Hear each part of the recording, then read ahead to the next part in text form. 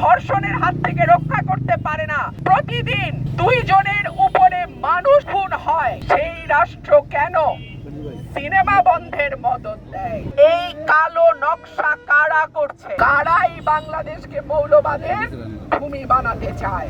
একটা সিনেমা যেটা একেবারেই পরিবারের সকলকে নিয়ে দেখবার মতন একটি সিনেমা, বনলতা এক্সপ্রেস, তার প্রদর্শনী বন্ধ করে দিয়েছে। গতকালকে আমি এই সিনেমাটি দেখেছি। এই সিনেমাটি চমৎকার একটা সিনেমা, যেটা পরিবারের শিশু, কিশোর, বৃদ্ধ সকলেই একসঙ্গে বসে দেখতে পারে।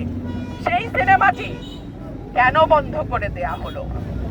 আমি যদি প্রশ্ন করি, যেই রাষ্ট্র 6 বছরের শিশুকে ধর্ষণ আর বলাৎকার থেকে রক্ষা করতে পারে না, যেই রাষ্ট্র 70 বছরের বৃদ্ধাকে ধর্ষণের হাত থেকে রক্ষা করতে পারে না, যেই রাষ্ট্রে প্রতিদিন 2 জনের উপরে মানুষ খুন হয়, যেই রাষ্ট্রে দুর্নীতি, দুঃশাসন, টাকা পাচার, ব্যাংক লুট, ঘুষ, কোন রকম কোন অন্যায় বন্ধ করতে পারে নাই, সেই রাষ্ট্র কেন সিনেমা বন্ধের মদত দেয়?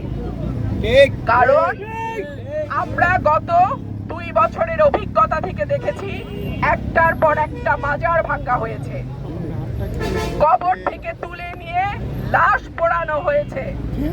আমরা দেখেছি দক্ষিণ পন্থা বা ডান পন্থা উগ্রবাদের উত্থান। কিন্তু আমার দেশের মাটি তো এমন ছিল না। এই দেশের মাটিতে আজানের ধ্বনি যেমন সুমধুর ধ্বনি আমরা শুনেছি, আমরা বাউল গানও শুনেছি। এই দেশের মাটিতে সকালবেলা যেমন কোরআন তেলাওয়াত শুনেছি, আবার বিকালবেলা হারমোনিয়াম নিয়ে ছোট ছোট বাচ্চারা গান প্র্যাকটিস করেছে, সেটাও আমরা দেখেছি। তাহলে এই বাংলাদেশকে কারাই বাংলাদেশকে মৌলবাদের ভূমি বানাতে চায়?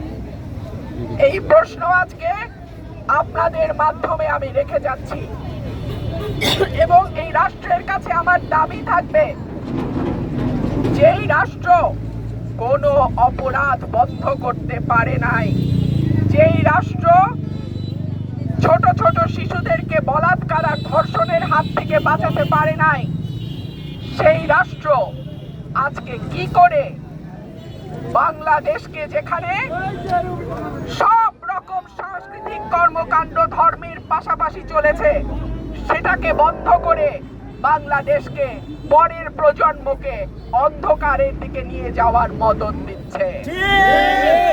আমি বলে রাখি, তোমাকে বধিবে যে গোকুলে বাড়িছে সে।